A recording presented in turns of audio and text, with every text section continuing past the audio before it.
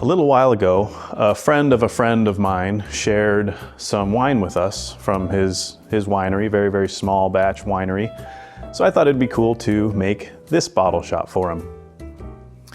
And now I think it would be kind of cool to show you how I did that. It's very low budget style, pretty darn simple. And here's my setup. So, I mean, the biggest things obviously are those stripped boxes, which provide, that out of the way for now, which provide those awesome strip lights all along the sides. I mean, the hard part about photographing glass, look at all those freaking reflections we have to deal with. We like reflections, that's what makes glass look cool, but let me shut off some of these lights. We've still got too many on. Anyway, what I do is super cheap. You can see all my lights here are actually just like little things you buy for lamps. Bought them at Home Depot for a few bucks. A couple of bright light bulbs. I got 3 of these. Just bought some cordage, hooked them up myself. I got my little camera set up here. And that's really all you need. Now, I took 5 different photos to make the image that you saw in the beginning, the final image. Because to begin, you need to expose for the label. So that's why I've got this snoot right here with a grid, if you can see that in there, shooting right at the label. And I will take a photo of that. And because there is so much darn reflections everywhere, I got these windows, I got those windows, I got lights, which I actually turn off because that makes a lot of sense. What I do is I put my camera on a 10-second timer, take the picture, and then I hold this sheet up. So I'm like blocking the light. But I gotta block it from this side and then take another photo and block it from this side. And that's how I get all the reflections out of there. Because this was a reflective label, I had to do it for the label, which is all you do here, but you can see how dark that bottle looks. That wouldn't look too good since it's a white wine. So, oh, hang on a second. So I get my white box and a white piece of paper, put that down there so it'll kind of come out there.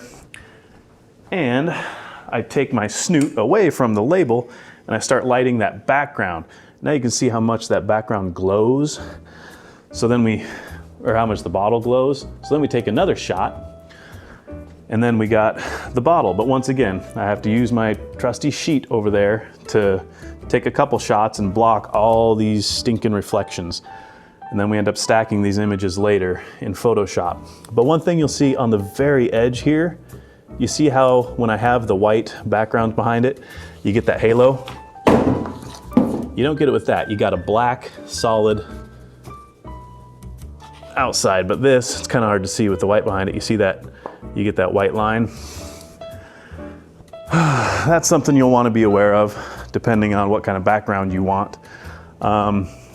Because this was my background. I was gonna make it kind of darker, make it a little more red to match the capsule and the logo on the wine as well. And I guess we'll sit down at the computer and I'll show you what I did. Okay, so these are the 5 photos that I brought into Affinity Photo, which is just the program I use to replace Photoshop. Obviously we've got our label exposures right here. These 2 images where the label's nice and bright, but you can see how this one has a highlight over here. And this image has a highlight right down the middle. And that's where I was holding the sheet, either blocking this side or blocking the reflections from this side. So we use this, and what I do right here is definitely bump up the exposure. All sorts of different things, luminance, details. I adjust the details a lot over here. Basic white balance, saturation, blah, blah, blah. I get all my colors correct and matched across all photos. These ones here are the obviously the backlit to get some of that glow from the bottle, and obviously those need the exposure bumped up as well. But they look pretty similar. However, let's see which one it is. You can see this one, the exposure doesn't go up on the neck very well, or I guess the color of the bottle. So I did another one with the light a little bit higher. So I will kind of stack those together so I get a little bit of that light up top. And I also did one just for the capsule here. I just wanted that to look good because right here in these photos, it's a little dark. It's fine, but I kind of wanted to bring it out a little bit more.